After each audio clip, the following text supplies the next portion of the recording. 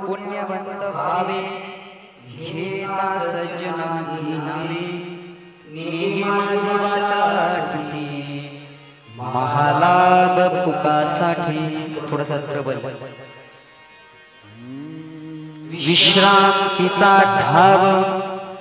विश्रांतीचा ठाव पायी संताची भाव नेगे माझी वाचा तुटी महालाभ फुकासाठी तुका म्हणे पापे जाती संताची जपे नेगे माझी वाचा तुटी महालाभ फुकासाठी विठ्ठल विठ्ठल विठ्ठल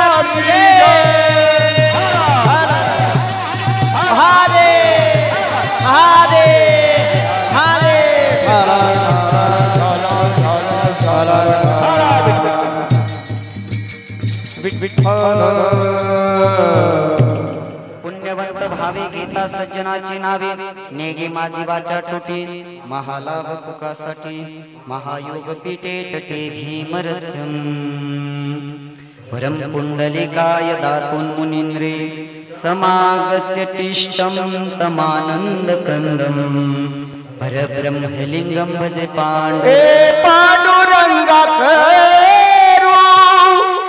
प्रथम नमन पांडुरंगा करू प्रथम नमन हे पांडुरंगा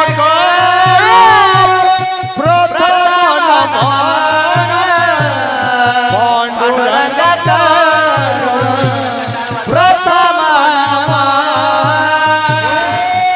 पांडुरंगा करू प्रथम नमन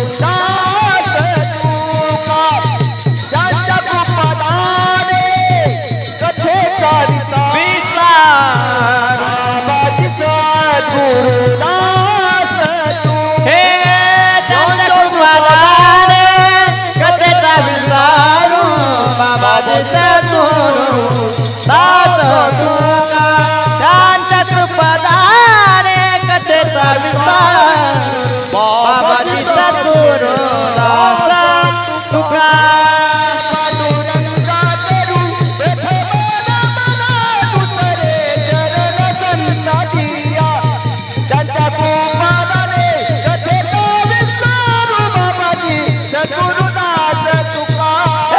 पांडुरंगा करो प्रथम दुसरे चरण संतांचिया त्यांच्या कृपादाने कथेचा विस्तार बाबाजी सद्गुरु दास तुका दास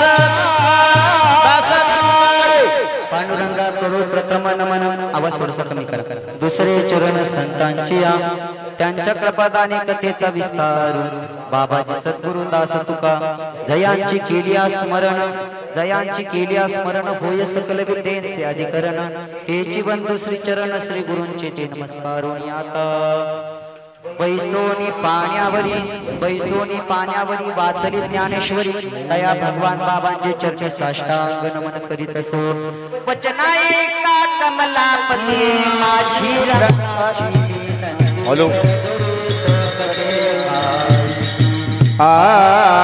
कर जोडे तो कठे कारे हे वचनायका कमलापती माझे रंगाची विनंती कर जोडे तो कठे कारे कर जोडे तो कठे कारे वचनायका कमलापती माझी रंगाची विनंती वचनायका कमलापती माझी रंगाची विनंती वचनायका कमलापती माझी रंगाची विनंती कर जोडी तो कथेकारी हो हे वचनायका कमलापती माझे रंगाची विनंती करा जोडी तो कथेकारी हे आपण चले जावा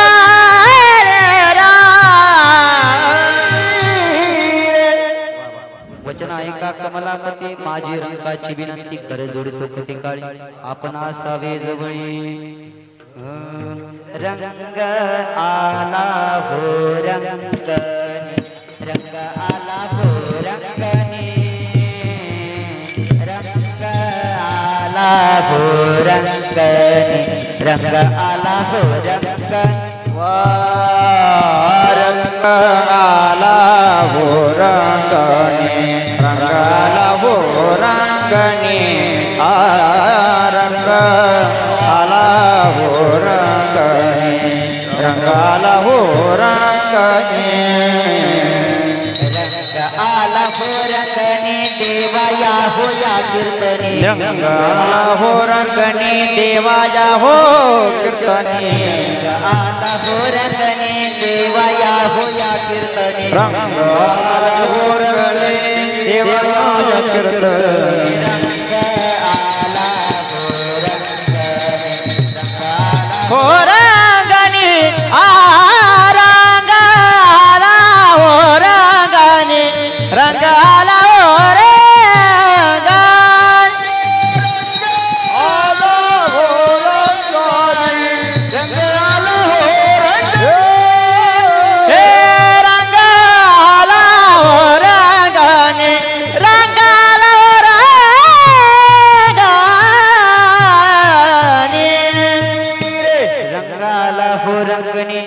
देवा तुम्ही या हो कीर्तनी मस्तक हे पाजावरी मस्तक हे पाजावरी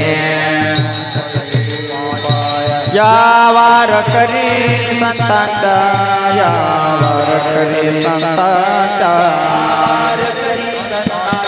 यावार करी संतांचा मस्तक हे पायावरी यावर करी संतांचा वार करी संतांचा वार करी संतांचा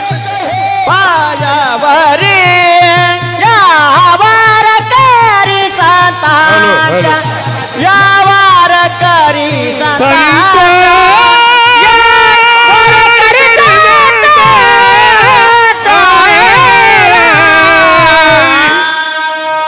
पायावरी या वारकरी संतांच्या अपवित्र बाणी नको माझ्या मुखा अपवित्र बाणी नको माझ्या मुखा त्या हुनी मुखा बरा मी विठाल विठ्ठल विठ्ठल विठ्ठल विठ्ठल विठ्ठल श्री ज्ञानदेव तुकाराम भगवान की जय माऊली ज्ञानेश्वर महाराज जगद्गुरु तुकाराम झाला की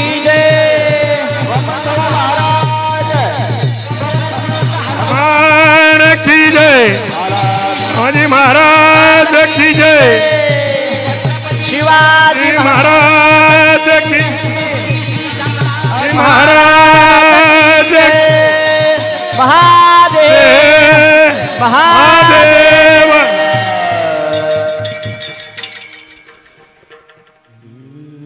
पुण्यवंत भावे आवाज थोडासा कमी करा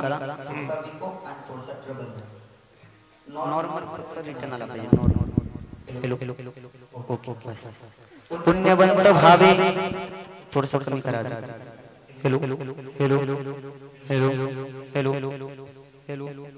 हेलो हेलो थोडासा आवाज वाढवा नॉर्मल आवाज हेलो ओके पुण्यवंत भावे घेता सज्जनाची नावे नेगे माझी वाचा टोटी महालाभ पुकासाठी प्राप्त प्रसंगी प्राप्त स्थळी कीर्तन रूपी सेवेकरिता घेतलेला अभंग जगद्गुरु जगद्वंदनीय श्री तुकोबारायांचा 4 चरणाचा काकड्या या प्रसंगातील असणारा दुसऱ्या मालिकेतील सर्वात शेवटचा अभंग विठ्ठल विठ्ठल विठ्ठल विठ्ठल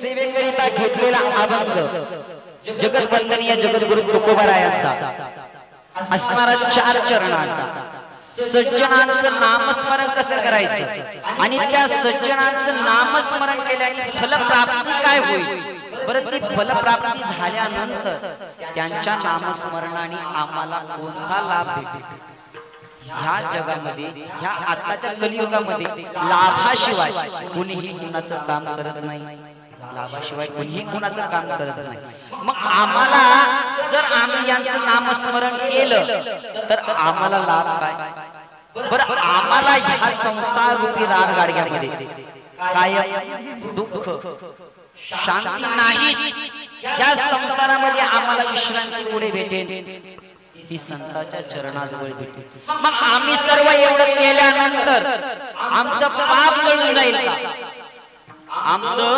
पाप जळून जाईल का ते कसं तुका म्हणी पापे संताची जर तुम्ही संतांचं नामस्मरण केलं तर तुमचं पाप जळून खाईल हा झाला अभंगाचा सरळ सरळ भावार्थ विठ्ठल विठ्ठल विठ्ठल चालू असलेला अखंड हरिनाम सप्ताह जिल्हा अहिल्या देवी नगर आता ज्या देवीच्या नामाने नामकृत झालेला जिल्हा श्रीनगर आपलं पहिलं नगरचं नाव त्याच्यानंतर अहमदनगर झालं अहमदनगर नंतर आता ज्या देवीच्या नावाने जे आपलं नामकरण झालं अहिल्या देवी बरं मला एक सामान्य प्रश्नाचं उत्तर देतो मी तुम्हाला फक्त एक सामान्य की अहिल्या देवीचं नाव नगरला का ती स्त्री आहे पण स्त्रीचं नाव नगरला का जन्म त्यांचा जन्मभूमी आहे पण नाव दिलं पण कशामुळे आता जर तुम्हाला आता जर विचारलं की तुमचा फोटो काढायचा तुम्ही थांबा आपल्या जर हातामध्ये काय असलं तर आपण बाजूला ठेवतो आणि फोटोला हाताची घडी करून थांबू की नाही थांबू जर मुलींना लावलं तर मुली केस मोकळे सोडतील त्यांच्यामध्ये ते पाव काहीतरी म्हणतात ना त्या करतील जर आजच्या जगामध्ये जर तुम्हाला तुमची फोटो काढायचा म्हणलं तर तुम्ही तुमच्या हातातली वस्तू बाजूला ठेवतात. तसं अहिल्या देवीचं प्रतिबिंब काढायचं तर अहिल्या देवीने हातामध्ये काय घेतलं? शिवलिंग घेतलं. म्हणून अहिल्या देवीचं नगरला नाव गरजेचं आहे. हे महिलांना आदर्श आहे. काय जर आपल्याला जर फोटो काढा म्हणलं तर आपल्या हातामध्ये जर विठ्ठलाची मूर्ती असली तर आपण ती बाजूला ठेवून देऊन आपला फोटो काढू. तसं अहिल्या देवींना तुमचं चित्ररूपामध्ये प्रतिबिंब काढायचं. तसं प्रतिबिंब काढायचं मग हातामध्ये काय घेतलं? तर माझ्या महादेवांचं शिवलिंग घेतलं. म्हणून नगरला अहिल्या देवींचं नाव. तुमचं बरोबर आहे, जन्मभूमी आहे, जन्मभूमी आहे, पण हे सुद्धा कारण आहे. हे महिलांना हे आताच्या आदर्श. मग तसं अहिल्यानगर मध्ये तालुका संगमनेर, त्याच्यामध्ये सगळे संगमंगाने राहतात. ते संगमनेर आणि त्या संगमनेर तालुक्यामध्ये हसत खेळत राहणारी खळी त्या गावामध्ये त्याच्यामध्ये पवित्र पवित्रानं खळी हे गावामध्ये चालू असलेला मारुती आणि विठ्ठल रुक्मिणी अखंड हरिनाम सप्ताह, त्या सप्त्याचे आयोजक सर्व समस्त ग्रामस्थ आणि मला ज्यांच्यामुळे तुम्हा सर्व सज्जनांचा दर्शनाचा योग आला ते आमचे असणारे सतीश भाऊ नागरिक आणि अण्णा भाऊ, ज्यांच्यामुळे जो दर्शनाचा तुम्हा सर्व सज्जनांच्या दर्शनाचा जो योग आला तो त्यांच्यामुळे आला. आणि आम्हाला या गायनाची साथ विराज महाराज खूप का सुंदर आवाज आहे, गायन सुंदर आहे. आणि त्याच्यामध्ये आज नवल काय की त्यांचा आज जन्मदिवस सुद्धा आहे ना. सर्वांनी त्यांच्याकरता टाळ्या वाजवा आणि त्यांचं पुढील आयुष्य सुख समृद्धी भरभराटीत जाऊ ही ईश्वराच्या प्रार्थना करतो. आणि त्यांच्या शेजारी असणारे आमच्या सोबत आलेले हरिभक्त पारायण तांदळी सर्व महाराज लोक सध्या सगळ्या सत्यामध्ये बिझी आहे. ते त्यांना सुद्धा कार्यक्रम सुरू होता, पण त्यांना मी म्हणलं सर काही करा पण तुम्हाला माझ्यासोबत यावंच लागेल. त्यांनी त्यांच्या कार्यक्रमावरती दुसरा व्यक्ती लावू ते माझ्यासोबत आले, त्यांच्या सुद्धा चरणी नतमस्तक होतो. आणि इकडं तुमच्या सुद्धा चरणी नतमस्तक होतो. तुमचं आपण नाव आपली माळेवाड्यामध्ये सत्यामध्ये भेट. आमचे विनेकरी बाबा, आमचे हार्मोनियम बाबा, बाबा मी 2 तास इस्त्री करीत होतो कपड्याला. तुमच्या इकडे येण्याकरता तुम्ही त्यांच्याकडे बघा. मी जाऊ का घरी? जाऊ का? बरं आमचे कुटुंब सम्राट असणारे गावाचं वैभव ओंकार महाराजला भेट. तुमच्या सुद्धा चरणी हात खूप गोड आहे, हात गोड आहे आणि गावाचं वैभव आहे. याच गावाचे आहे, गावाचं वैभव आहे. त्यांच्या सुद्धा चर्चेत मस्त विनेकरी बाबा असणारे आमचे समस्त कळीचे टाळकरी आणि अनेक गावाचे असतील त्यांच्या सुद्धा चर्चेत मस्त होतो. आमच्या सोबत असणारी शूटिंगचं चॅनल घेऊन आलेले विनोद भाऊ, ते सुद्धा माझ्या शब्दाला मान देऊन नाशिक वरून आले, त्यांना सुद्धा मी धन्यवाद देतो. आणि गोड असणारी माईक सिस्टीम, त्याच्यामुळे तुम्हाला सर्वांना माझा आवाज येतोय. त्यांच्या सुद्धा चरणी नतमस्तक होऊ. कीर्तनाला प्रारंभ. विठ्ठल विठ्ठल विठ्ठल विठ्ठल विठ्ठल विठ्ठल विठ्ठल विठ्ठल विठ्ठल विठ्ठल विठ्ठल विठ्ठल विठ्ठल विठ्ठल पुण्यवंत भावे गीता सज्जनाची नावे नेगे माझी वाचा तुटी महाला बपुकासाठी. आता असणारा बोललेला वेळ आपल्याला ह्या 4 चरणावरती ठेवायचा आहे. संतांचा आपल्या जीवनामध्ये काय उपकार आहे? संत ह्या जगामध्ये कशाकरिता आले? तर सामान्य जीवांचा उद्धार करण्याकरिता आले. बरोबर, उद्धाराचं साधन त्यांनी सांगितलं की तुम्ही भगवंताचं नामस्मरण करा, भगवंताचं नामस्मरण करा. सर्व संतांनी सांगितलं. मग तुकोबा आपल्याला संतांचं नामस्मरण करा का म्हणून सांगतात? काय भगवंताचं नामचिंतन सोडून आम्हाला दुसरं आठवत नाही हे संतच म्हणणारे येत. आणि ते सांगून तुम्ही संतांचं नामस्मरण करा हे कशामुळे सांगतात? खूप मोठी गोष्ट आहे. जर भगवंताचं नामस्मरण सोडून ते संतांचं नामस्मरण करायला लावतात, त्याच्यामध्ये सुद्धा काही ना काहीतरी गोष्ट लपलेली असते. त्याच गोष्टीला आपल्याला असणाऱ्या उरलेल्या वेळामध्ये चिंतन करायचंय. विठ्ठल विठ्ठल विठ्ठल तर संतांचं नामस्मरण करायचं का? जर संतांचं नामस्मरण केल्याने आम्हाला फलप्राप्ती काय होईल? संत यांचा आपल्या जीवनामध्ये काय आपल्याला फायदा आहे? मग तेच आपल्याला या अभंगामध्ये बघायचं. मग आम्हाला पुण्य प्राप्त होईल कशामुळे? जर भगवंत जर आपली बाप असेल, काय भगवंता जर आपला बाप असेल तर संत आपली आई आहे. आई म्हणजे कसं? तुम्हाला मागलं उदाहरण देतो, म्हणजे 10-5 वर्षाचं हे जे म्हातारी माणसं बसलेत का यांचं उदाहरण देतो. जर तुम्हाला पहिली एखादी काही गोष्ट लागत असली तर तुम्ही डायरेक्ट वडिलांना मागत होते का? आत्ताच नाही सांगितलं, तुमचं सांग. मागत होते का? अगोदर कोणाकडे जायचे? आईकडे. काय? आईकडे जायचे. आई मला 50 रुपये लागते. उदाहरण देऊन तुम्हाला पटवून सांगतो, आई मला 50 रुपये लागते. मग आईकडे पैसे नाही, आई म्हणते थांब बाळा मी तुला देते. वडिलांकडून घेऊन तुला देते. आता वडिलांकडून घेऊन देते, वडील बाहेर गेले. मग घरामध्ये पॅन्ट लटकवलेली होती आणि पॅन्टीच्या खिशामध्ये पैसे होते.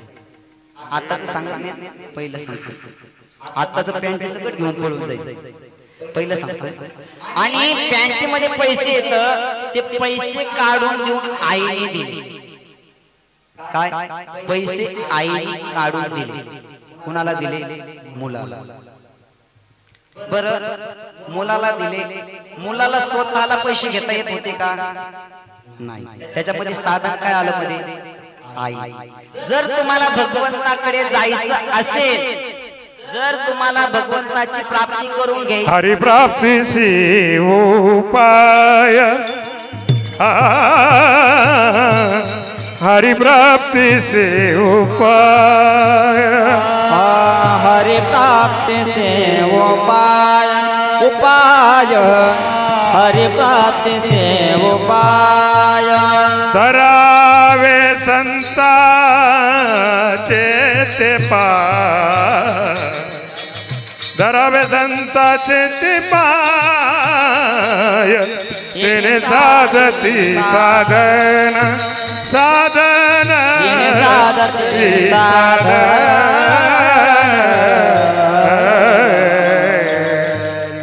खूप सुंदर प्रमाण दिलं. हरिप्राप्तीचे उपाय धरावे संताचे ते पाय. मग साधन मध्ये काय आलं? आई आलं. जर भगवंत बाप असेल तर भगवंताच्या खिशाला हात कोणाचा गेला? आईचा गेला. आई म्हणजे संत आहे आणि बाळ म्हणजे आपण आहोत. जर आपल्याला भगवंताच्या चरणाजवळ जायचं असेल तर त्याच्यामध्ये आपल्याला साधन कोणतं लागणार आहे? संत रूपी आपल्याला हे साधन लागणार आहे. मग त्या संताला जर आपल्याकडे प्रसन्न करून घ्यायचं असेल आपल्या बाबतीत, मग संतांचं तुम्ही नामस्मरण करा. नामस्मरण केल्याने आम्हाला फल प्राप्ती काय होईल? हा असणारा अखंड हरिनाम सप्ताह, हा एवढ्या दिवसाचा, 7 दिवसाचा, 8 दिवसाचा, हा कशा करिता? हे भगवंताच्या प्राप्तीचं साधन आहे. काय? हे कीर्तन भगवंताच्या प्राप्तीचं आहे. महिलांना तिकडे बघू नका, इकडे बघा, इकडे बघा. मी नगर वरून आलो तुमच्या पुढं बोलण्याकरता. कपड्याला 2 तास इस्त्री करीत होतो. किती? 2 तास. आणि तुम्ही तिकडे बघतात. बरं, तुम्ही त्यांना बघायला आले का मला बघायला आले? मग मी बी तुमच्या मध्ये येऊन बसतो, आपण दोघं तिकडेच बघू. मग माझ्याकडे लक्ष द्या. बरं, हे कीर्तन चाललंय आपल्याला मध्ये विक्षेप नको. तुम्ही इकडे बघू नका, तिकडे बघू नका. तुम्हाला सगळ्यांना माझा माग आवाज येतोय ना? काही येत नाही? मागल्या मावशी येतोय का? पिवळ्या साडीवाल्या येतोय ना? मग आता कीर्तनाकडे लक्ष द्या, विक्षेप मध्ये आणू नका. विठ्ठल विठ्ठल विठ्ठल विठ्ठल. हा अखंड हरिनाम सप्ताह कशामुळे ही भगवंताच्या प्राप्तीचं साधन आहे। भगवंताच्या प्राप्तीचं साधन कसं तुम्हाला 2 मिनिटांमध्ये पटवून देतो। पुण्यामध्ये एक बंगला, बंगल्यामध्ये 7 खोल्या, 7 खोल्यामध्ये 7 भाडेकरी। काय पुण्यामध्ये एक बंगला, बंगल्यामध्ये 7 खोल्या, 7 खोल्यामध्ये 6 भाडेकरी आणि 6 भाडेकरी, त्या भाडेकऱ्यांचा एक माल तो काही दिवसानंतर असणारा समजा खडीला राहिला आला, खडीला राहिला आला आणि वर्ष 2 वर्ष पुण्याकडे गेला असेल, मग पुण्याकडे गेलाच नाही, मग तो वर्ष 2 वर्षांनी गेला आणि गेल्यानंतर म्हणला आता तुम्ही माझ्या खोल्या खाली करा, मला इथे बंगला बांधायचा आहे। काय तुम्ही खोल्या खाली करा, मला इथे बंगला बांधायचा आहे। मग भाडेकरी दादागिरी करायला लागले, आम्ही कस काय खोल्या खाली करायच्या, तुम्ही आज आले तुम्ही म्हणता 2 दिवसामध्ये खोल्या खाली करा, मग खोल्या आम्ही 2 दिवसामध्ये कशा खाली करायच्या, म्हणून भाडेकरी घर मालकावरती दादागिरी करायला लागले। काय घर मालकावरच दादागिरी करायला लागले, खोल्या खाली करा, आम्ही खोल्या खाली करणार नाही, आम्ही 2 वर्ष झाले इथेच राहतो, आता हे घर आमचं, आम्ही भाडं सुद्धा देणार नाही, म्हणून भाडेकरी घर मालकाला भांडायला लागले। असणारा तो पुण्यामधून आला आळंदी बस स्टँड वरती बसला आणि तिथं भेटला, तिथं गेल्यानंतर चिंताग्रस्त बसल्यानंतर एका आमच्या सारख्या पांढऱ्या कपड्यावाल्याने त्याला बघितलं आणि त्याला विचारलं, काय तुला काय समस्या आहे, तू का असा नाराज बसलेला आहेस? काय सांगावं महाराज, अहो माझ्या 6 खोल्या, 2 वर्षाकरता खडीला राहायला काय गेलो तर घर त्या भाडेकऱ्याने माझ्या घरावरती कब्जा केला, मग आता करायचं बरं, जरी तुम्हाला आम्ही जरी येडे दिसत असलो तरी आम्ही चांगले जे कान भाजून खाणारे माणसं आहे बरं, आम्ही चांगल्या हाताखाली राहिलेलो असतो आणि तुमच्या सारख्यांसमोर तर दररोज बोलायची सवय असते आणि तुमचे तोंड बघून तुम्हाला काय खायला पाहिजे बरं, हे गुलाबजामू खाणारी माणसं आहेत का बेसन, जे कोणत्या सणाला चलत नाही ते बेसन खाणारी माणसं आहेत, यांच्या तोंडावर बघून कळतं, तसे आम्ही येडी नसतो। मग बरं मी तुमच्या खोल्या खाली करून देतो, मग गेले तिथं, पण ते म्हणाले तुम्ही थोडस लांब थांबा, मी जातो आणि त्या भाडेकऱ्यांसोबत बोलतो। बंगला होता, बंगल्याच्या पुढे ग्राउंड होतं, मग त्या महाराजांनी काय केलं, असणाऱ्या घरातल्या महिलांकडे गेले, ते बोलणार माणूस ते बोलत पटकन कुणाला ते तसं ही पार्टी बोलत नाही, त्यांना काय कोणी दारात जरी आलं का, तुम्हाला एक सामान्य उदाहरण सांगतो, 2 दिवसापूर्वीच एक बाबा आला, अलग निरंजन सब दुःख भंजन आदिपेटी मच्छिंद्रनाथ कानिपनाथ बाळ जन्मले उकंड्यात, आणि आली आमची शेजारची बाई, बाबा भिक्षा घ्या, बाबा भिक्षा घ्या, 21 रुपये आणले, पण बाबा छत्री होते, बाबाने तोंडाकडे बघितलं, माई काशी केली वनवाशी केली, नशिबी तुझ्या साडीसारखी आली, काशी केली वनवाशी केली, नशिबी तुझ्या साडीसारखी आली, उपाय सांगतो घेऊ नको, पिपळाला 108 प्रदक्षिणा मार, लाल कापड घे माय, लाल कापडामध्ये नारळ टाक, नारळ टाकून एक लिंबू कापल्यानंतर घराच्या 2 बावतीला फेक, माय हळदी कुंकू टाक आणि घराच्या वरती बांध, माय 101 रुपये, अगं माय देऊ नकोस, पैसा पोटात दगडातला देऊ नको, अगं माय खरं सांगतो माय, काय ऐका माय खरं सांगतो माय, अगं घरासाठी राबली, हाडाचं काढ रक्ताचं पानं केलं, अगं माय तुझी घरात त्याला किंमत कळाली नाही, अगं माय कधी तुझी सोनाला किंमत कळाली नाही, माय तुला सोनाने कधी भाकर नीट खाऊ घातली नाही, माय 51 रुपये दे, अगं देऊ नकोस, पैसा खोटा दगडातला देऊ मोठा, अगं तुझ्या नावाने पाची 10 बर्तन माय, जाऊ दे माय, पैसा खोटा दगडातला देऊ मोठा, माय तुला एक उपाय सांगतो, खरं सांगतो माय, कधी व्यवसायात उतरू नको, उतरली तर सख्य लेखावरती भरोसा धरू नकोस, माय 21 रुपये ती माय तुझ्या नावाने देवीला नारळ फोडेन, अगं माय देऊ नकोस, पैसा खोटा दगडातला देऊ मोठा, आणि माय बोलली ना, मायने 501 रुपये दिला, देवाला वरंगणी तिने किती दिले, ती म्हणली वा वा वा, बाबा चमत्कारी, बाबांनी माझ्या मनातलं सगळं खरं सांगितलं, खरंच मी राब राब राबले माय. अगं माय मी कधी कुणाला काही वाईट दिलं नाही माय. नदी मी कुणाला काय म्हणले नाही माय. हाडाचं काड रक्ताचं पाणी केलं माय. पण कधी माझ्या घरात त्याला किंमत कळाली नाही. असंच ना जमत आहे का मला? बरं कीर्ती संपल्यानंतर हात बघायला या सांगन मी. पण मी पैसे घेतो बरं का. आणि जरी पैसे नसले तर काय कानात किडूक बिडूक असं ते का द्यायला ते बी जमत मला. काय नाही विठ्ठल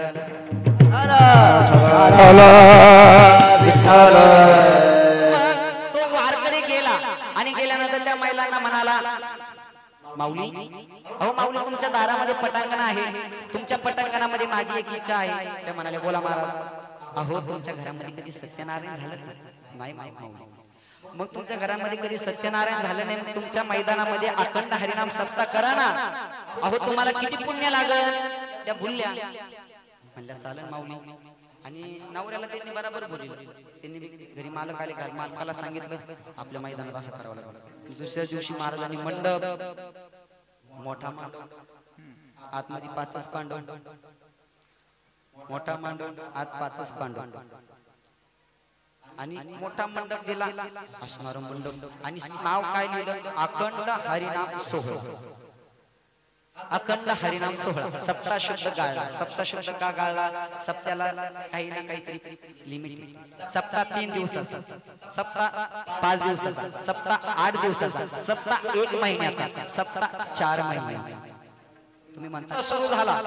सप्ताह सुरू झाल्यानंतर आवाज चालायचा असा काही काकडा. काही 7 दिवस झाले 1 महिना झाला सप्ताह बंदच होईना. सप्ताह बंद होईना. मग त्याच्यातला एक माणूस गेला म्हणला बायको हे काय? अगं तू म्हणली 2-3 दिवस 2-3 दिवस झाले 7 दिवस झाले 15 दिवस झाले 1 महिना झाला. अगं मला नीट झोप नाही. मी संध्याकाळी 10ला येतो. सकाळी परत मला 5 वाजता यांचा काकडा सुरू झाला तर मला आवाज येत नाही. मला झोप येत नाही. माझा आवाज सारखा कानावरती येतो. मग मी काय करू? ती म्हणाली काय करा तुम्ही ना काय करा त्या महाराजांकडे जा आणि त्या महाराजांना म्हणा तुमचा काला कधी होणार. मग तो हुशार तो गेला आणि त्या महाराजांना म्हणाला महाराज तुमच्या सप्त्याचा काला कधी होणार आहे? महाराज म्हणले काला. मग काला झाला का इथून हाला. काला नाही फिला नाही. तो माणूस गेला ना मग परत दुसरा माणूस आला. ते म्हणलं तुला काही कळतच नाही. मग तिने पांढरा नेडून वर गाड्याच्या वर माळा टोपी आणि कपड्याला इस्त्री. इस्त्री अशी 2-3 जण जर खेटले का 7-8 टाकेच पडणार अशी इस्त्री. गेला. अहो राम राम कृष्ण हरी माऊली राम कृष्ण. बोला बोला. अहो काला कधी आहे? मला त्या दिवशी सुट्टी घ्यायला मग मी नोकरीला जातो मग मला सुट्टी घ्यायला. ते म्हणले काला अखंड हरिनाम सोहळा सप्ताह आहे का? नाही. सप्ताह किती दिवसाचा असतो? हा एवढ्या दिवसाचा. सप्ताहाला काला नाही. शेवट ते वैतागून 6 जणांनी घर मोकळं केलं आणि ते घर पाडून ते बंगला पाडून एक मोठा बंगला बांधला. हे विनोदाकरिता सांगितलं नाही. ते 6 जण कोण होते? ते 6 षडविकार होते. ते 6 षडविकार कशाने गेले? अखंड नामस्मरणाने सप्ताहाने गेले. मग सप्ताह इतका गरजेचा. सप्त्याने तुम्हाला काय प्राप्त होईल? तर तुम्ही हे भगवंताच्या प्राप्तीचं साधन आहे. हे भगवंताच्या प्राप्तीचं साधन आहे. आणि हे भगवंताच्या प्राप्तीचं साधन आहे. इथं अन्नदान चालू आहे, ज्ञानदान चालू आहे, सकाळी काकडा आहे, ज्ञानेश्वरी पारायण आहे, हरिपाठ आहे, कीर्तन आहे का नाही? मग अखंड हरिनाम सप्ताह चालू हे तुमच्या भगवंताच्या प्राप्तीचं साधन आहे. मग भगवंताच्या प्राप्तीकरिता तुम्ही जर इथं येऊन 2 तास जर हातावरती हाताच्या घड्या घालून जर बसत असाल, जर तुम्ही नामस्मरण करत असाल, जर तुम्ही हाताने टाळी वाजवत नसाल तर हा व्यर्थ गलबला आहे. हे व्यर्थ गेलं सगळं. हे 8 दिवसाचं सगळं याच्यावरती पाणी गेलं. मग आता कोण टाळी वाजवणार भजन करणार? चला विठाला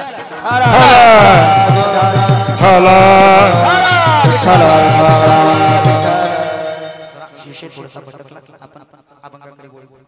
पुण्यवंत व्हावे घेता सज्जनाची नावे. मग पुण्यवंत होण्याकरिता आम्हाला काय करावं लागेल? त्याच्याकरता एक खूप सुंदर माऊली ज्ञानोबा रायांचा आणि नामदेव महाराजांचा प्रसंग आहे. ज्यावेळेस माऊली आणि 4 भावंड आळंदीवरून पंढरपुराकडे गेले. आम्हाला तीर्थयात्रा करायची आहे, नामदेव महाराज सोबत पाहिजे. आणि त्यावेळेचे सर्व संत त्यावेळेचे असणारे सर्व संत असणारी तीर्थयात्रा करत करत गेले. तीर्थयात्रा औंढा नागनाथ अशी तीर्थयात्रा गेली. काशीवला गेली. काशीवरून येत असताना एक घाट लागला. त्या घाटामध्ये एक चोर होता. एक चोर होता, तो हरिपाल नावाचा चोर होता. तो चोर असा होता की तो चोरी करायचा पण संतांना जीव घालायचा, हरिभक्तांना जीव घालायचा. जर एखादा जर त्या घाटातून आला तर घाटातून आल्यानंतर त्याच्या पुढे उडी मारायचा, हातामध्ये कुऱ्हाड घ्यायचा. कुठं आलास, कुठं चाललास? ते म्हणायचं चाललो सासरवाडीला. बरं गळ्यामध्ये माळ आहे का? नाही. एकादशी धरतो का? नाही. पंढरपूर कुठे आहे माहितीये का? नाही. मग नुसता हाणायचा, पैसे चोरून घ्यायचे, अंगावरती काय असेल ते घ्यायचा आणि निवार हाणायचा. म्हणजे कशाला घालतो म्हणून निवार हाणायचा, पिंडरे हाणायचा, निवार लाल करायचा. आणि तो हरिपाल हाणायचा. दररोज त्याची ही क्रिया चालायची आणि असणाऱ्या हरिभक्तांना जीव घालायचा. जर गावामध्ये कोणी अतिथी आलं तर त्यांना जीव घालायचा. संसाराकरता त्याचा एकही रुपया लावत नव्हता. मग असं असणार त्याची दररोज ती दिनक्रिया चालायची. पण एक दिवस त्याच्या जीवनाचा उद्धार असा झाला की तो संतांचं नामस्मरण करायचा. श्री ज्ञानदेव श्री तुकाराम असं अखंड देवाचं नामस्मरण करायचा, नामस्मरण करायचा. आणि नामस्मरणाचं त्याचं एक दिवस अशी फलप्राप्ती झाली की पुण्य त्याला असं भेटलं. कसं भेटलं की एक दिवस त्याच्या त्या घाटामधून माऊली आणि त्यांची टिंटी येते. माऊली असणारी चारी भावंड, त्यावेळेचे असणारे जेवढे गोरोबा काका, सर्व संत, नामदेव महाराज, जनाबाई, मुक्ताबाई, सर्व संत असणारी त्यावेळेस चालत होती. त्या बाळाला शांत करा. आणि चालत असताना त्या घाटामधून एक दिवस त्या हरिपालाचं काय भाग्य उदयाला यावं.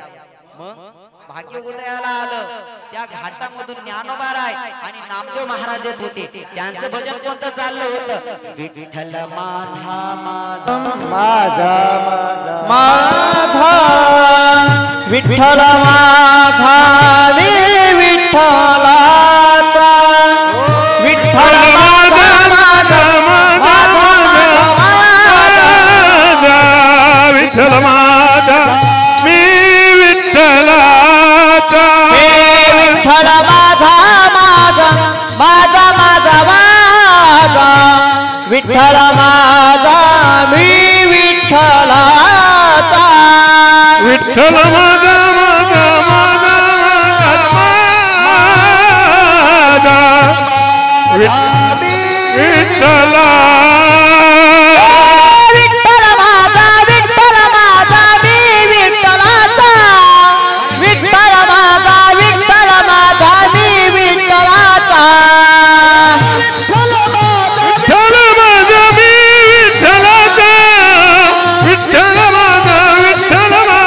मी विठ्ठला विठ्ठल माझा विठ्ठल माझा मी विठ्ठलाचा विठ्ठल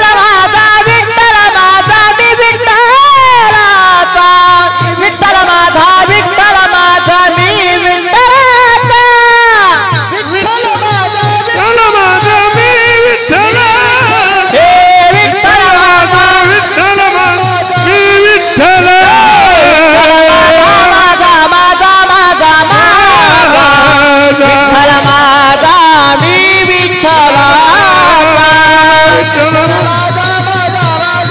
विठ्ठलाचा माझा मी विठ्ठला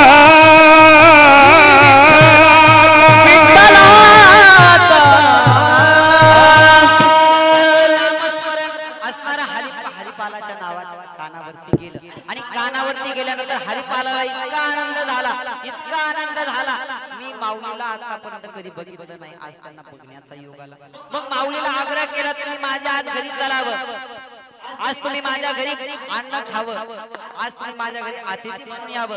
साधू संत येते घरात, तोची दिवाळी दसरा, तुका म्हणे आले घरात, तुम्ही यावं आमच्या घरी. असणारी हरिपालाने प्रार्थना केली. माऊली त्याच्या घरी गेले. जर भाग्य उदयाला यायचं असेल तर ते कोणत्या रूपाने येईल? मग संतांचं नामस्मरण केलं म्हणून भाग्य उदयाला आलं. संत घरी आले, घरी आले नाही. तुम्हाला पुढं आजचं तात्पर्य पुढे या.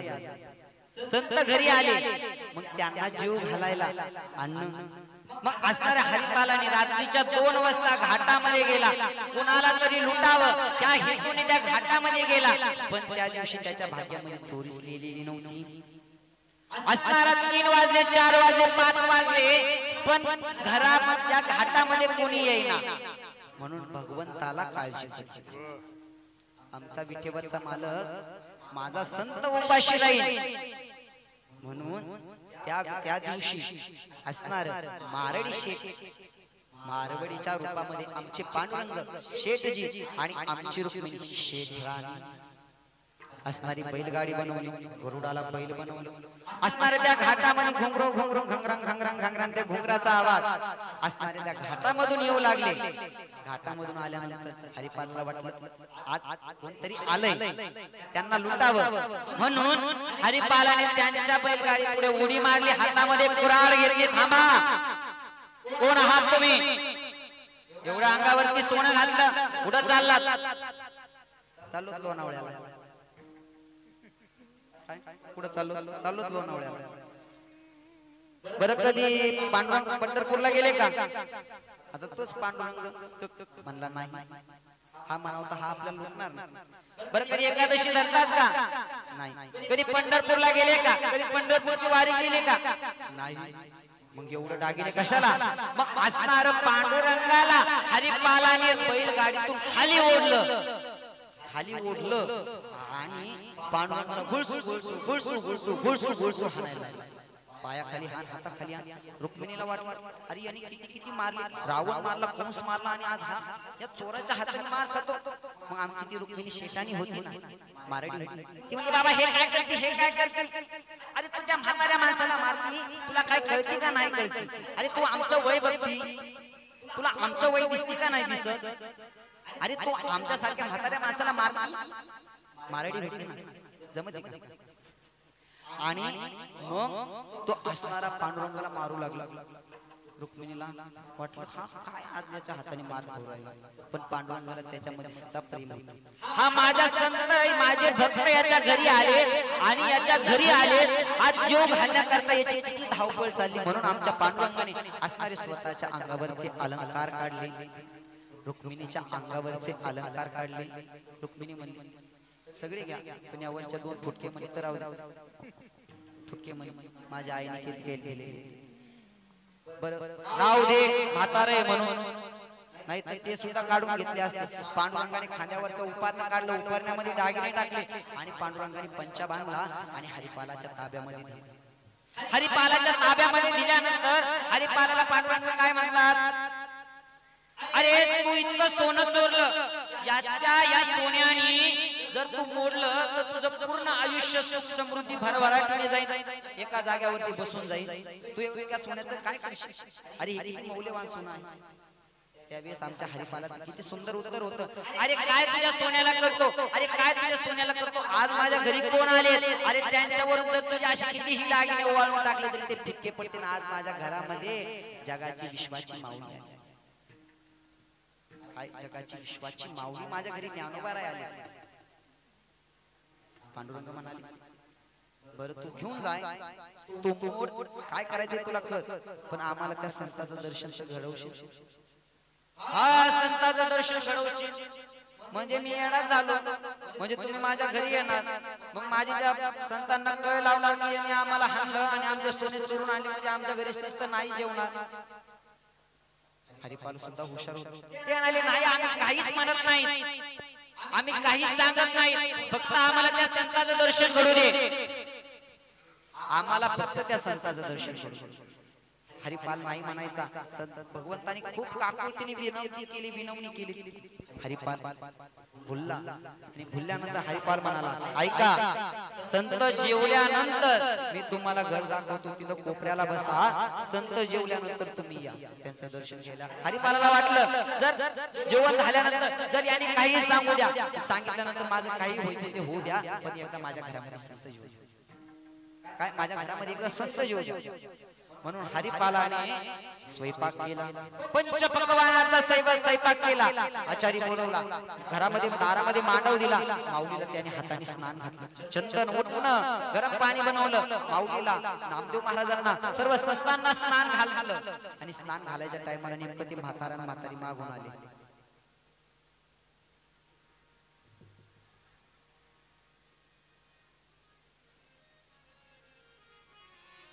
आणि म्हातारी आल्यानंतर मग हरिपाल घाबरला. हरिपालाला वाटलं अजून संतांनी एक घास खाल्ला नाही, अजून कुणीही एक घास खाल्ला नाही. हे म्हातारी आली आणि माझा केसाने गळा कापला, मी यांच्यावरती उगाच माया केली. म्हणून हरिपाला माऊली म्हणाली, काय झालं रे हरिपाला? काय नाही होते, गुरु जरा येडवले म्हणून त्यांना बरं हाकल. मग काय केलं भगवंताने, माऊलीने असं मागं वळून बघितल्यानंतर, जरी ते म्हाताऱ्याच्या रूपामध्ये असले, जरी ते म्हातारीच्या रूपामध्ये असले, तरी माऊलीने त्यांना ओळखल्यानंतर म्हणली, मायबाप. हरिपाल म्हणाला, यांचे मायबाप? मी त्यांच्यावर डल्ला मारला. काय? यांचे मायबाप यांच्यावर डल्ला मारला. हरिपाल घाबरला. माऊलीने पाय धरले, सर्व संतांनी पाय धरले. माऊली नाम हरिपालाला काय म्हणाले, अरे हरिपाला, आज तुझं काय भाग्य उदयाला आलं. अरे योगी या दुर्लभ म्या देखील साधनी, पाहता पाहता मन न पुरे धनी. अरे योग्यांच्या ध्यानामध्ये नाही, जप्यांच्या ध्यानामध्ये नाही, तप्यांच्या ध्यानामध्ये नाही, तो आज भगवान परमात्मा तुझ्या दारामध्ये आला. काय तुझं भाग्य म्हणा. हरिपाल रडायला लागला. हरिपालाने भगवंताचे पाय धरले, भगवंता मला माफ करा, मी तुम्हाला मारलं, मी तुमचं सोनं चोरलं, मला माफ करा. त्यावेळेस आमच्या भगवंताचं काय उत्तर होतं, अरे तू संतांचं नामस्मरण केलं म्हणून मी आज तुझ्या दारामध्ये आलो. तेच अभंगाच्या प्रथम चरणामध्ये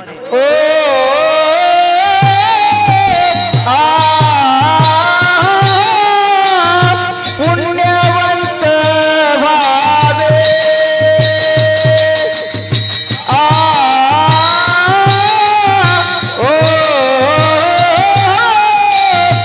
पुण्यवंत भावे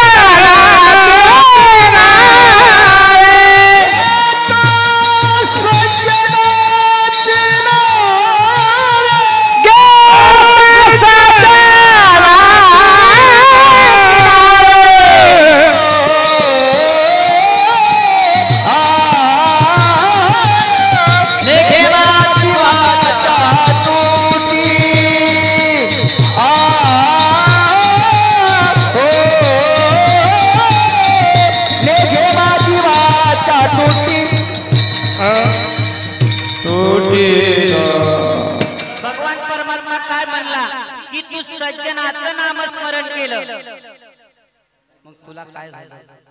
सज्जनाची नावे पुण्यवंत झाला. माऊलीचं नामस्मरण केलं, नामदेव महाराजांचं नामस्मरण केलं, संतांचं नामस्मरण केलं म्हणून पुण्य प्राप्त झालं. पुण्य असं प्राप्त झालं नाही. तुम्हाला अजून याच्यामध्ये एक करंट देते. भगवंताने मारडी कमवून झाली की संतांच्या मुखामध्ये अन्न जावं म्हणून झाले की नाही. मग तुम्ही जर इथं अन्नदान जर केलं तर तुमचं ते अन्नदान व्यर्थ जाईल का? जाईल. जर आज या अखंड हरिनाम सप्ताहामध्ये तुम्ही जर एकही रुपया जरी दिला, त्याचा जर अन्नदानामध्ये जर तो रुपया गेला तरी तुमचा भगवंत तुमच्या सुद्धा भेटीला येईल, पण तो आपलं एवढं पुण्य नाही की तो आपल्याला देव दिसेल, पण कोणत्या ना कोणत्या तरी रूपामध्ये भगवंत येणार. भगवंत येणार आणि तुम्हाला भेट नक्की देणार, तुम्हाला त्या संकटातून दूर नक्की काढणार. हे मी नारदाच्या गादीवरती उभा राहून दंड ठोकून सांगतो. दंड ठोकून म्हणजे का की हे होणार. जर जर तुम्ही इथं जर 5 रुपयाची जरी मीठ पुडी जरी दिली ती पूर्ण एका भाजीला चव देईल का नाही द्यायची? पूर्ण एका भाजीला चव देईल 5 रुपयाची मिठाची पुडी जर तुम्ही अखंड हरिनाम सप्ताहामध्ये जर एकही रुपया न देता गेला तर जन्म त्याचा वाया गेला, जन्म वाया गेला. इथे अखंड हरिनाम सप्ताहामध्ये आवर्जून वर्गणी दिली पाहिजे. जर तुम्ही दिली, तुमचं अन्नदान जरी तुम्ही दिलं तर जे हरिपालाच्या नशिबामध्ये होतं ते तुमच्या सुद्धा नशिबामध्ये. पण आपलं पुण्य नाही की आपल्याला तो भगवंत आहे म्हणून कळलं, तो गेल्यानंतर आपली मदत करून गेल्यानंतर तो जातो. असं आहे, भगवंत येतो, भगवंत मदत करतो, फक्त तो जोपर्यंत आहे ना तोपर्यंत करत नाही तो भगवंत. तो जर निघून गेला का त्यावेळेस करता हा भगवंत होता.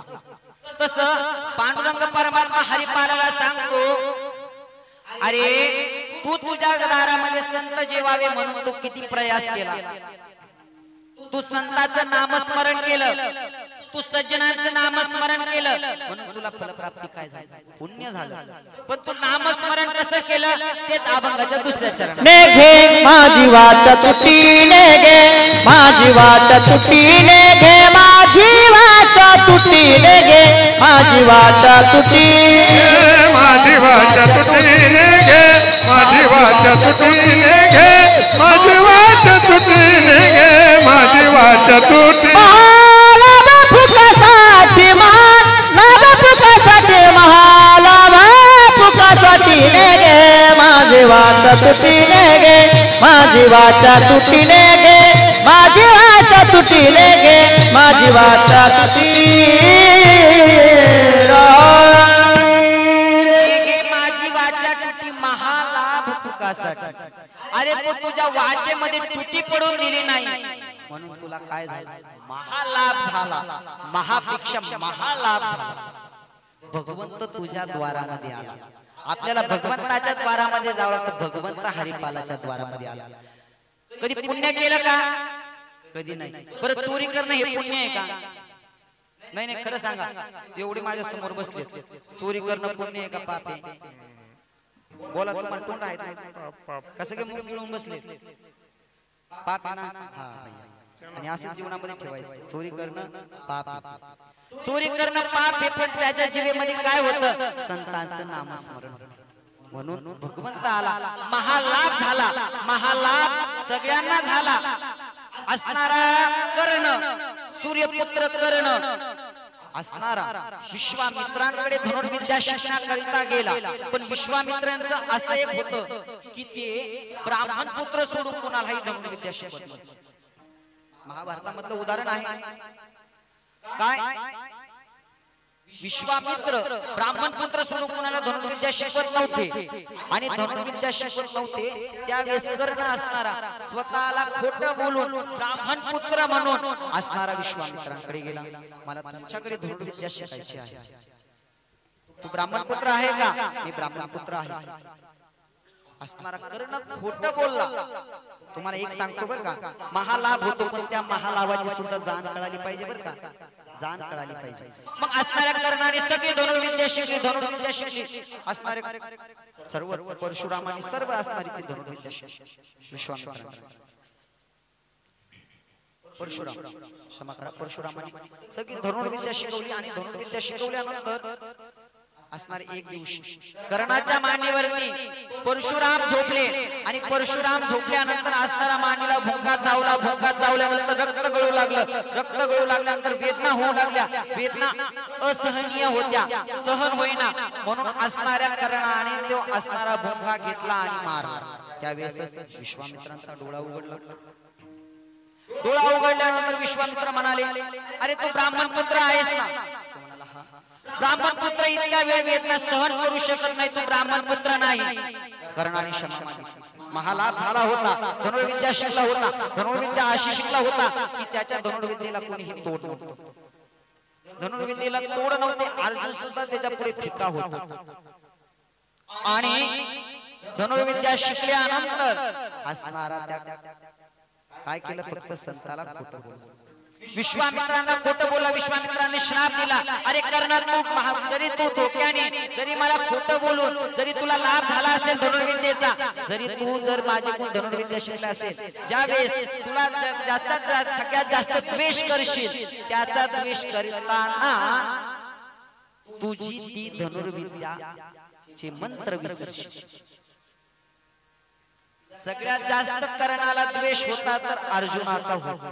ज्यावेळेस अर्जुनासोबत कर्ण महायुद्धाकरिता गेला, त्यावेळेस असणारा अर्जुनाने बाणाने कर्णाचा रथ फोडला आणि रथाचं चाक फोडल्यानंतर कर्ण खाली कोसळला. खाली कोसळल्यानंतर हाताला वेदना झाल्या होत्या, हाताला जखम झाली होती, हातामध्ये धनुष्य पकडता येईना. धनुष्य पकडला, बाण लावला, बाण लावायच्या वेळेस मंत्र म्हणू लागला, पण संताचा श्राप होता. महालाभ झाला होता पण संताचा श्राप होता की ज्यावेळेस तू सगळ्यात जास्त त्याचा द्वेष करशील, त्याचा द्वेष केल्यानंतर ते मंत्र तुझे त्यावेळेस विसरशील. असणारा कर्ण त्यावेळेस मंत्र विसरला आणि महालाभ झाला, पण महालाभाला मुकला.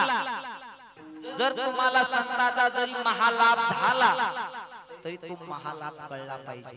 संताला जर खोटं बोलून जर तुम्ही महालाभ घ्यायला गेले तर तो लाभ नाही तर तो अलाभ होईल. मग तो अलाभ झाल्यानंतर जशी कर्णाची दशा झाली तशी आपली दशा होईल की नाही व्हायची. तुम्हाला महालाभ झाला तर तो महालाभ कळला देखील पाहिजे. विठ्ठल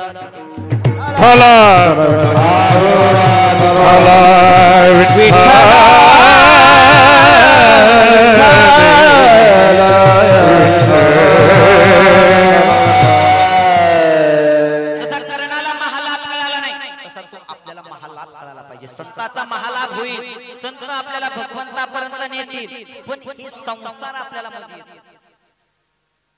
आपल्याला या संसारामध्ये विश्रांती आहे का बाबा?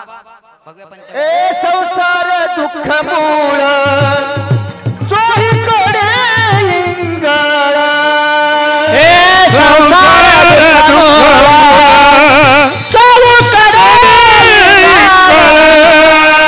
विश्रांती नाही कोठे, रात्र दिवस तळमळ, विश्रांती नाही कोठे, रात्र दिवस तळमळ, काम क्रोध लोभ शूनी पाठीला गाणे ओढाळ, काम क्रोध लोभ शूनी पाठीला गाणे ओढाळ, कमनामी शरण जाऊ सृष्टी देईल निर्माण, कमनामी शरण जाऊ सृष्टी देईल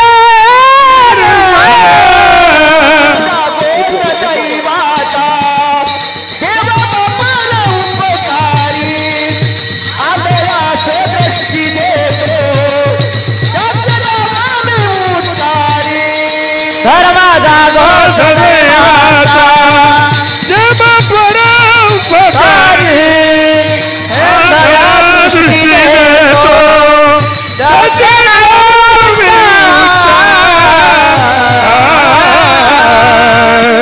संसार दुःख मुळे चौकडे इंगळ, विश्रांती नाही मोठे, रात्रंदिवस तळमळ. बाबा हे संसारामध्ये विश्रांती आहे हा म्हणतात तुम्ही, आहे का? विश्रांतीच नाही. हे संसाराचं झाड आहे की त्याचं मूळ दुःखाचं आहे, मग त्याला सुखाचं फळ कसं काय येईल? बरं माणसाला हा संसार सुखत सुद्धा नाही. आता बाबा तुम्ही म्हणजे संसारामध्ये सुख नाही, बरं शांतता पण नाही, मग संसारातून कधी बाहेर पडले? बाहेर पडले का संसारात? कवा? म्हातारे झाल्यावर. हा मग तोवर संसार सुटला का? नाही सुटला. संसार सुटत नाही. अशीच आमच्या गावामधली एक बाई तुकोबाराय खूप सुंदर वर्णन करून सांगतात. एक बाई अशीच पंढरपुराला चालली. शांताबाई चला पंढरपूरला. शांताबाई म्हणाली येते, फक्त पोराचं लगीन होऊ द्या, म्हाताऱ्याची भाकरी तुकड्याची सोय झाली का मी आले. बरं चला. आषाढी वारी आली. शांताबाई आता कवर चक्रा नकरा करतात, चला पंढरपूरला. बरं येते.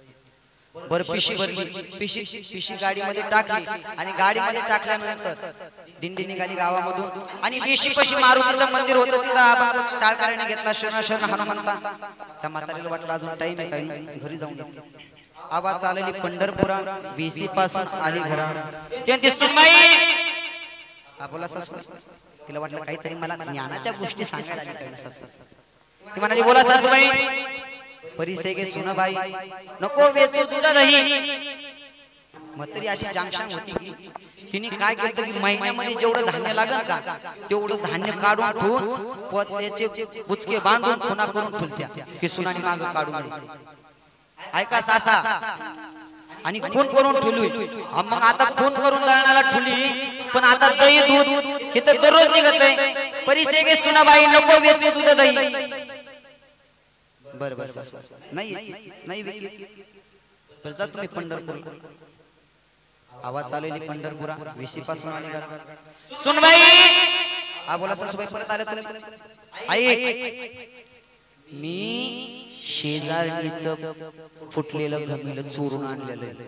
तू म्हणशील भांगार येते भांगारात नको नको. ती म्हणाली मी भांगारवाल्याला ऐकीत नाही. तुम्ही महाभांगारवाले आता मी भांगारवाल्याला कशी ऐकू. परत आवाज चालली पंढरपुरा वेशी पासून आली घरा. उकळ जाते मुसळ माझे मन गुंतले ते ती जातच नाही. परत जायची परत मागे यायची म्हणायची माझे माझे फुटके करंडे. परत जायची मागे यायची जायची मागे यायची. मग सुनबाई म्हणली सुनबाई म्हणे बहुत निके तुम्ही यात्रेशी जावे सुखे. सासूबाईला वाटलं सुनबाईला वाटत मी पंढरपुरामध्ये जावा. पंढरपुरामध्ये गेले वाटाने चुकावा. वाटाने जरी चुकाले पंढरपुरामध्ये चुकावा. पंढरपुरामध्ये नाही चुकाले चंद्रभागेत चुकावा. मग सासूबाई गेले हुशार होते. लेकरे मुले घरदार माझे येतीची पंढरपूर. काय जायची माग यायची जायची माग यायची. मग काय म्हणले लेकरे मुले घरदार माझे येतीची पंढरपूर. गेली का नाही. कशाने गेली संसाराने बांधली होती. असा जे मेंढपाल त्याच्या मेंढपालामध्ये एक बोकड मेलं आणि बोकड मेलं त्याला इतका शोक झाला नुसता धाय मोकळून रडायचा. असंच गावामध्ये चातुर्मासामध्ये पुराण चाललं होतं आणि पुराण त्या पुराणिकाने पुराणामध्ये असं केलं की चातुर्मास धरलं होतं. त्यांनी दाढी कटिंग काय केली नव्हती. त्याची दाढी वाढली होती. पहिलीच होती त्याची अजून वाढली. देखोनी पुराणिकाची दाढी रडेस फुंद नाक ओढी. तो काय करायचा पुराणिकाची अशी दाढी हल्ली का. माझ्याकडे बघा महिलांना माझ्याकडे बघा. तर त्या पुराणिकाची अशी सांगताना दाढी हल्ली का तो रडायचा. माझा बोकड बी असाच होता. माझ्या बोकडाला बी अशी दाढी होती.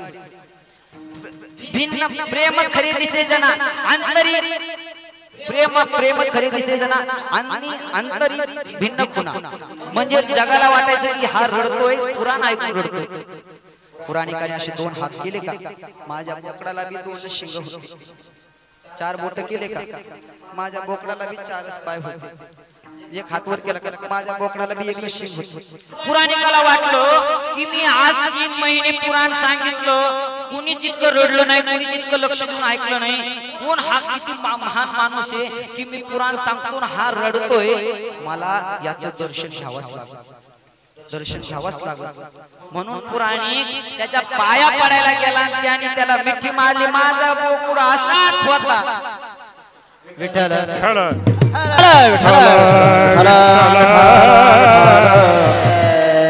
त्याच्या मनामध्ये बोकुडच होता. संसार असा आहे. एकदा एका गावामध्ये कीर्तन होतं आणि कीर्तन होतं काय झालं एक माणूस असं माझ्या जवळ येऊन बसला आणि जवळ येऊन बसला तर उजव्या पायापाशी बसला आणि त्याचं होतं कपड्याचं दुकान. माणसाच्या डोक्यामध्ये संसार कसा आहे. कीर्तनामध्ये जरी आला तर त्याच्या डोक्यात संसार आहे. संसार कसा आहे तर त्याचं कपड्याचं दुकान होतं आणि तो लागला त्याला डुकला आणि डुकला लागल्यानंतर त्याच्या स्वप्नात तो गिऱ्हाईक आला आणि कापड मागितलं. लागला ते कापड मोजायला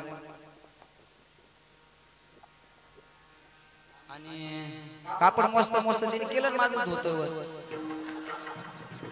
म्हणजे माणसाच्या डोक्यात इतका संसार बसलेला आहे. या संसारामध्ये कोणी कुणाचं नाही.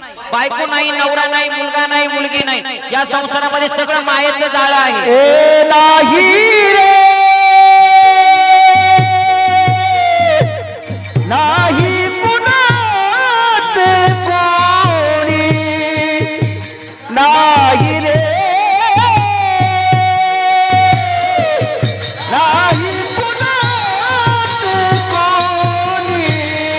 हे नाही रे नाही कुणाचे कोणी नाही रे नाही कुणाचे कोणी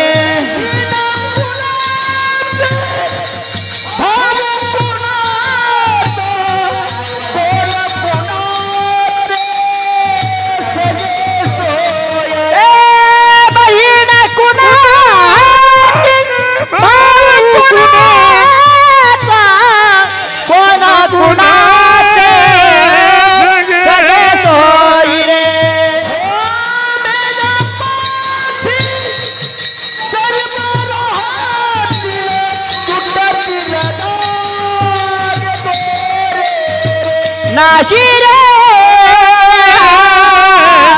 नाही कुणाचे कोणी नाही रे नाही कुणाचे कोणी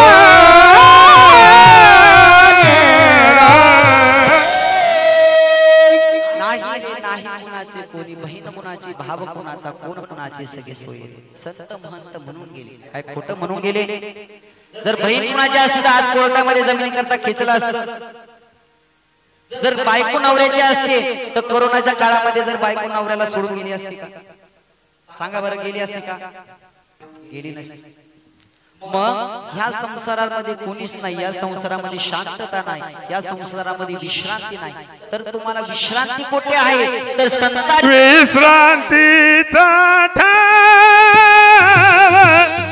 विश्रांतीचा ठाव विश्रांतीचा ठाव विश्रांतीचा ठाव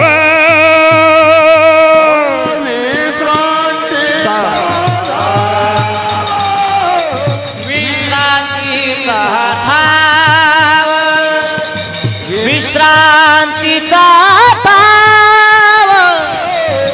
विश्रांतीचा ठाव पायी संताची भाव पायी संताची भाव पायी संतांची भाव पायी संतांची भाव नगे माझी वाचा तुटी नेघे माझी वाचा तुटी नेघे माझी वाचा तुटी नेघे माझी वाचा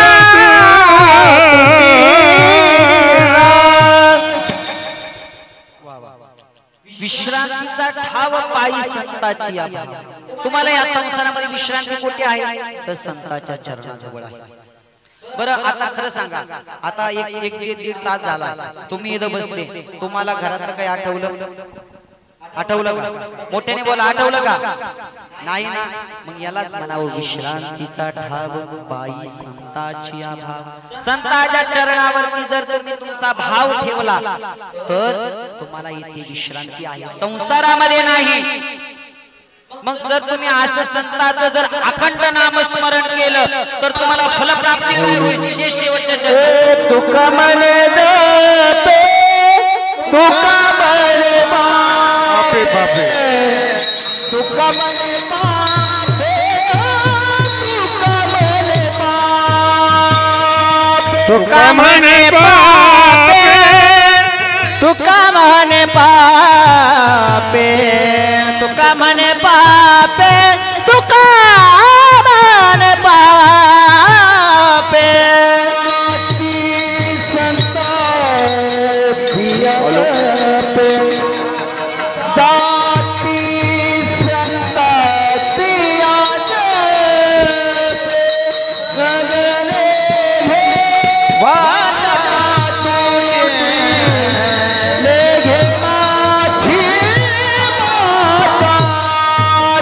वाचा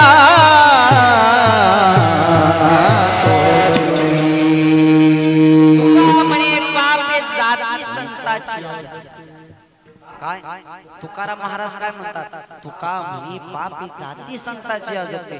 जर तुमचं पाप जळून खाक करायचं असेल तर तुम्हाला संतांचं नामस्मरण करावं लागतं. संतांचं नामस्मरण कसावं लागत? अखंड करावं लागत. जर संतांचं नामस्मरण केलं आणि काय होईल? भगवंत जर संत खुश झाले तर भगवंत खुश होतो. जर तुम्ही संताला जर डावून जर तुम्ही देवाची पूजा केली, देवपूजा हा आपला धर्म आहे, तो सुद्धा अधर्म कधी होतो? संतांचा अतिक्रम देव पूजा तो अधर्म. जर तुम्ही संतांना डावून जर देवाची पूजा केली तर देवाला ती सुद्धा पूजा वाटत नाही, तर देवाला ते त्याच्या डोक्यावर ते दगड वाटतात. ते मंत्र देवाला दगड वाटतात. फुलं जरी वाहिले तरी ते भगवंताला दगड वाटतात. जर तुम्ही संताला डावून जर देवाचं नामस्मरण केलं तर इतकी संतांमध्ये ताकद आहे. संत काय आहेत? तर संत ह्या संसार रूपी रारगाडग्यात एक बोट आहे. ती बोट जर तुम्ही जर धरली, त्या बोटेमध्ये जर तुम्ही बसला तर हा असणारा फेरा तुम्ही चुकून जा. 84 हा फेरा तुम्ही चुकून जा. जनी म्हणे साखर माझी घ्यावी, फेरी 84 चुकवावी. जर तुम्ही जर संतांचं नामस्मरण केलं तर तुम्ही हा असणारा 84 रुपये रारगाडगा तुम्ही याच्यामधून मुक्त व्हाल. पुन्हा जन्म पुन्हा मृत्यू, पुन्हा जन्म पुन्हा मृत्यू हे होणार नाही. पुन्हा पत्याची आई, पुन्हा गोट्या, चप्पल हे सगळं संपन्न तुम्ही हा संसार रूपी राडगाडग्यातून मुक्त व्हा किंवा संतांचं नामस्मरण केलं तर. तसं संतांचा सहवास सुद्धा तेवढाच गरजेचा आहे. संतांचा सहवास, संतांची संगत. जर तुम्ही त्या संतांच्या संगतीत गेला तरच तुम्हाला संतांचा सहवास, संतांचं महात्म्य कळेल. तुम्हाला एक उदाहरण सांगतो आणि कीर्तनाला आता थांबतो. हे उदाहरण हरिभक्त पारायण डॉक्टर न्यायाचार्य नामदेव महाराज शास्त्री भगवान गडकर हे सांगत असतात की ज्यावेळेस रामाला वनवास झाला, वनवास झाल्यानंतर सीता लक्ष्मण हे वनवासाला निघाले. वनवासाला निघाल्यानंतर अनुसूयेच्या आश्रमामध्ये थांबले. एक दिवस सायंकाळी अनुसूयाच्या आश्रमामध्ये गेले. अनुसूयाच्या आश्रमामध्ये गेल्यानंतर अनुसूया पतिव्रता होती. पतिव्रता तिची देवावरी सीता आणि पतिव्रतेला पतिव्रता बघितल्यानंतर फार आनंद होतो. अनुसूयेला सीतेला बघितल्यानंतर इतका आनंद झाला. सीते तुला काय पाहिजे ते माग. सीते तुला काय पाहिजे ते माग. सीता म्हणाली काय पाहिजे ते मागा. मी मागते पण मला सगळं देवाने दिलंय. जर माझ्यापाशी माझा मालकच असेल तर तेच माझ्यासाठी सर्वस्व आहे. आणि जर तोच माझ्यापाशी नसेल आणि जर सगळंच सर्व विश्वातली संपत्ती माझ्या जवळ असेल तर काय त्या संपत्तीची किंमत आहे. काही राजमाता पद आहे पण कपाळाला कुंकू नाही. कोणत्या ऐश्वर्याला विचार. जर माझ्यापाशी माझा पतीच नसेल तर या ऐश्वर्याला विचार कोण मला काही. अनुसूयेला आनंद झाला. अनुसूयेने असणारा अलंकार आणि वस्त्र ते सीतेला भेट दिले. अनुसूयेने वस्त्र दिले. हे वस्त्र कधी मळणार नाही. हे अलंकार तुला काही ना काही दिवसांनी गरजेचे पडते. अनुसूयेने अलंकार दिले. अलंकार ते पुढे काम आले. ज्यावेळेस रावणाने सीतेचं हरण केलं त्यावेळेस ते अलंकार खाली टाकले म्हणून सीतेचा शोध. संत देतात कशाकरिता देतात ते कधी ना कधीतरी उपयोगी येतं. सहज बोलणे हित उपदेश करोनी ते सहज बोलतात. ते असणारे सीतेने अलंकार परिधान केले, वस्त्र परिधान केल्यानंतर ते रात्रभर गप्पा मारल्या आणि मारल्यानंतर सीता असणारी वनवासाला गेली. तिथून पुढे रावणाने हरण केले. आता याच्या पुढचं तुम्हाला सांगतो संतांची संगत किती महत्वाची. ज्यावेळेस सीता रावणाने हरण केली त्यावेळेस ज्यावेळेस रावणाच्या प्रथम युद्धाला सामोरे गेलता त्यावेळेस रामप्रभूंच्या शेजारी हनुमंतराय होते. हनुमंतरायाला रामप्रभू काय म्हणाले, अरे किती सौंदर्यवान पुरुष आहे. रावणाला रामप्रभू काय म्हणले, किती सौंदर्यवान मनुष्य आहे. इतका रावण देखना होता. धनसंपदा काय कमी नव्हती. पूर्ण लंका सोन्याची. आणि सीता रावणाला भुलली का नाही, ती फक्त एक रात्रीची अनुसूयाची संगती. काय अनुसूयाची एक रात्रीची संगती. अनुसूया संत होती. संतांची संगती इतकी महत्वाची आहे. सीता भुलली नाही. जर वैल्याचं वर्णन रामप्रभू करीत असेल तर तो रावण किती सौंदर्यवान असेल. त्याच्याकडे काय ताकद काय कमी होती का? अहो 33 कोटी देव त्याच्या घरी होते तरी सीता त्याच्या रूपाला भुलली नाही, त्याच्या संपत्तीला भुलली नाही. ही फक्त असणारी एका रात्रीची अनुसूयेची संगतीची ताकद. अशी संगत ही खूप महत्वाची आहे. आता माणसं बिघडतात तर संगतीने आणि सुधारतात तर संगतीने. तुम्हाला एक सामान्य उदाहरण देतो. आज सोमवार आहे, महादेवाच्या मंदिरात गेले आणि महादेवाच्या पिंडीवरील नाग दिसला. नाग दिसला बरं, तुम्ही त्याची पूजा करा. करतात का नाही? पूजा करतात. साक्षात महादेव आले आणि तोच नाग मंदिराच्या बाहेर या. काही दिवसांनी तोच बाहेर दिसू द्या, त्या नागाला तुम्ही मारतात का नाही? मारायचा. त्या नागाला मारतात. त्या नागाने संगत कुणाची केली? शंकराची संगत केली म्हणून तो वाचला आणि संगत बाहेरची केली म्हणून तो मेला. तसं संगत महत्वाची आहे. संत संगतीचे काय सांगू आपण? नाही तेथे सारखे नाही तेथे. इतकी संत महत्वाचे असतात. ती जीवनामध्ये खूप देतात. माझ्या जीवनामध्ये एक सामान्य उदाहरण सांगतो. मी एक सामान्य परिवारातला आहे. सामान्य परिवार म्हणजे आमचं गाव पातळी. आमचे घरचे नगरला आले फक्त पोट भरायला. आमच्या 7 पिढ्यामध्ये कोणी माळकरी नाही. 7 पिढ्यामध्ये माळकरी नाही. आणि 7 पिढ्यामध्ये माळकरी नाही. मला माझ्या जीवनामध्ये जर कोणत्या संतांच्या वाङ्मयाचा उपकार झाला फक्त काकड्याचा उपकार झाला. काकड्याने मी फक्त संतांचं जर तुम्ही नामस्मरण केलं तुम्हाला काय फळ प्राप्ती होती हे फक्त 2 क्षणात सांगतो. संतांचं नामस्मरण केल्याने काय होतं? मी सामान्य कुटुंबातला, ज्यावेळेस मी माळ घातली, ज्यावेळेस मी हरिभक्तीकडे वळालो त्यावेळेस मी मार सहन केला. घरचे मला मारायचे, मार काढ.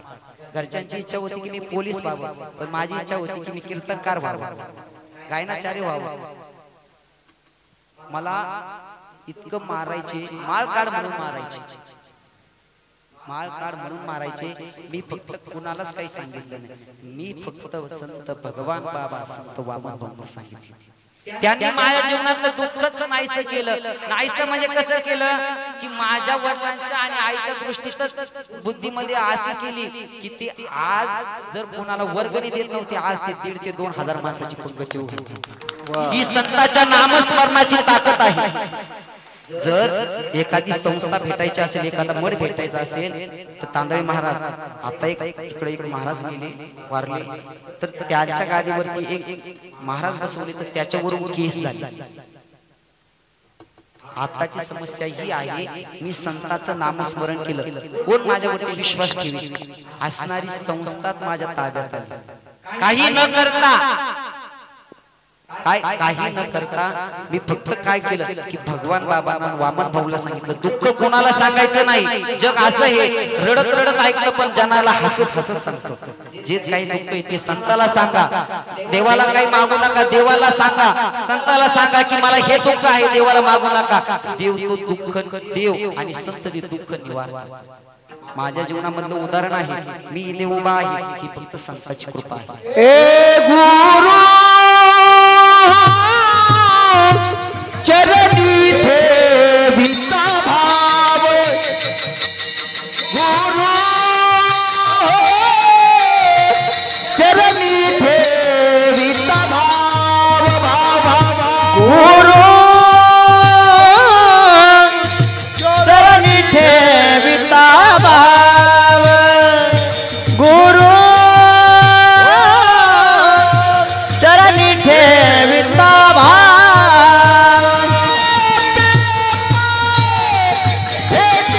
देवा आप भेटे देवा म्हणून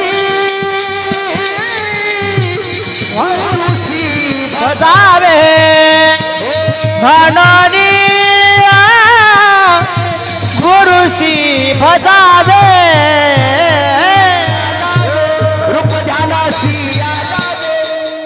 काय झालं? मी संताला शरण गेलो म्हणून माझा आज मी उभा आहे, ज्याच्या मागे संतांचा हात आहे. संतांचं नामस्मरण केलं नाही तर असे झाले की काही पिढी ना पिढी परमार्थ चालू आलाय, त्यांची मुलं वाईट निवडली. पण आमच्या घरामध्ये 7 पिढ्यामध्ये कोणी माळकरी नव्हता. मला ज्यावेळेस परमार्थाला लागलो त्यावेळेस आमचा भाऊ मला म्हणायचे, काय आज काय याच्यामध्ये आई पैसा कमव म्हणजे हे संताचा उपकार आहे. जर संताचं तुम्ही नामस्मरण केलं जसा माझ्या जीवनामध्ये महालाभ झाला तो सुद्धा तुमच्या जीवनामध्ये लाभ होईल. ते तुम्ही तुमच्या मुलाला शिकवा. आपला हा परमार्थ पुढे चालू राहिला पाहिजे. ही आताची पिढी ही भटकत आहे. मोबाईल अनेक टीव्ही या अनेक साधनांनी भटकत आहे. तुम्ही याला भटकून न देता मुलाला चांगल्या संस्काराला लावलं पाहिजे. जी जगाची आता जी पिढी चालली ना खूप वाईट वाटतं काही काही वेळेस. ही पिढी खूप वाईट आहे. वाईट म्हणजे मी तुम्हाला वाईट म्हणत नाही पण जे त्यांना बाहेर जे संस्कार भेटतात ना ते चांगले नाही. त्यांच्या मुलांच्या संगती काय आहेत त्यांच्या सोबत कोण आहे हे तुम्ही बघत जा. कारण की आपल्या मुलांचं भविष्य हे आपल्या हातात असतं. जर तुम्ही तुमच्या मुलांना जर चांगली संगत लावली तर त्यांचा उद्धार होईल नाहीतर त्यांचा सुद्धा पतन होईल. आजामेला पंजामेला बाप नसला गेला देखत देखत नातू पण तोही सैसा झाला. जर एका कुटुंबामध्ये जर एक माळकरी झाला ना तर त्याच्या 7 पिढ्यांचा उद्धार होतो बरं का. 7 पिढ्यांचा. आणि असं नाही आम्ही म्हातारे झाल्यावर परमात्मा आणि मग म्हणते आम्हाला दिंडीत यावं वाटतं आम्हाला इठ्ठल म्हणून वाटतं असं. मग त्याच्यापेक्षा तरुणपणामध्येच परमार्थाला लागले पाहिजे. मग लागताना तुमच्या मुलांना हे संस्कार द्या. चांगले संस्कार द्या. चांगली सोबतदार त्यांचे चांगले आहेत का हे बघत जा. आणि आता काय करू आपण एकदा मोठ्याने भगवंताचं नामस्मरण करायचं.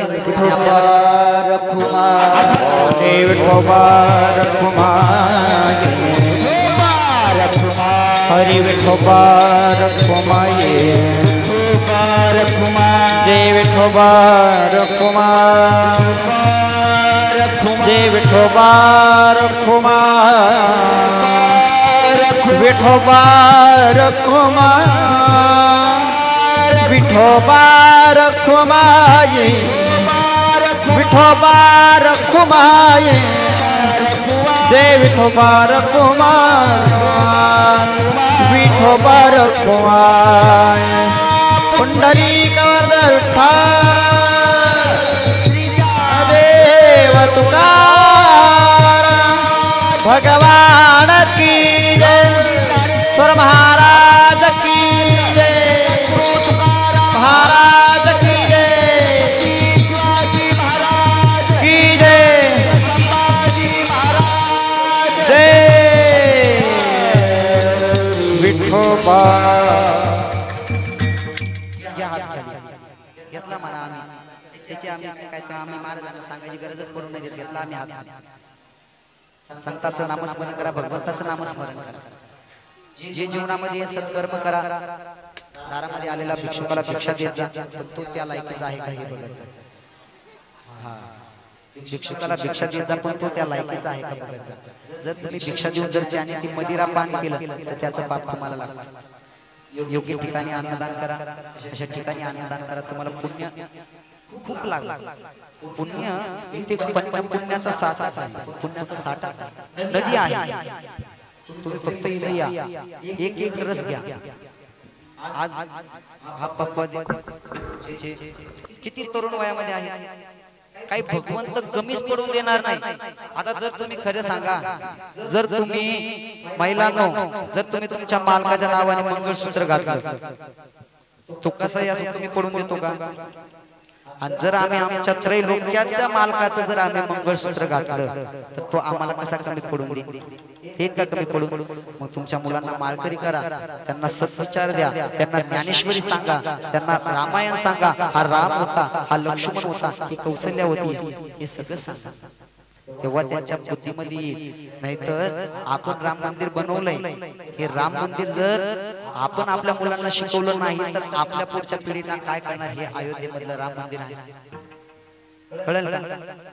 मग तुम्ही तुमच्या मुलांना हिंदू धर्माचे संस्कार द्या आणि त्यांना इथे आणा. जरी येडवणी केलं ना तरी इथं आणा जा. जरी त्यांनी लक्ष दिलं नाही तर त्यांचे श्रवण घडतं. श्रवण घडल्याने त्यांना कधी ना कधीतरी काम येते. ती पुण्याही काम येते. तर असंच आपण एकदा संताचं नामस्मरण करू. ज्ञानेश्वर माऊली ज्ञानराज माऊली तुकाराम ज्ञानेश्वर माऊली माऊली ज्ञानेश्वर माऊली ज्ञानराज माऊली ज्ञानेश्वर माऊली ज्ञानराज.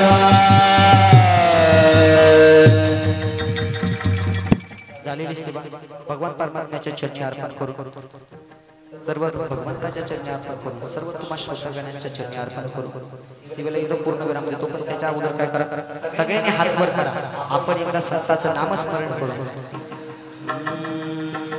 भगवान बाबा जे भगवान बाबा वामन भाऊ जे भगवान बाबा भगवान बाबा जय भगवान बाबा वामन बाबू जय भगवान बाबा भगवान बाबा जय भगवान बाबा वामन बाबू जय भगवान बाबा भगवान बाबा जय भगवान बाबा वामन बाबू जय भगवान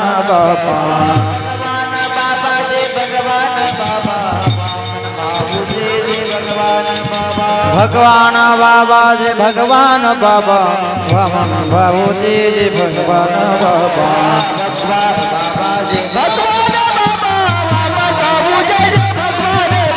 भगवान बाबा जय भगवान बाबा वामन बाबू जय भगवान बाबा